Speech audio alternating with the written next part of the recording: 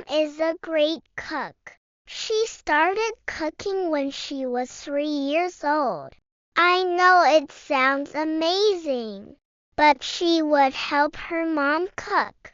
And now I'm helping my mom cook. I like to make chicken the best. Baked chicken is my favorite thing to make and to eat. One day, when Mom was sick, I tried to make chicken all by myself. I washed the chicken and put it in a pan in the oven to bake. When the bell rang to tell me the chicken was ready, I opened the oven door. Guess what? The chicken was not cooked. I laughed and laughed and laughed. Do you know what I did?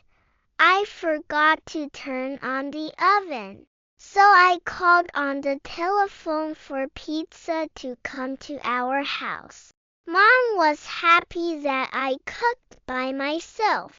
She was happy that we could eat pizza together. We will have chicken some other night. 关注我，带你了解美国小学课堂。我们下期再见。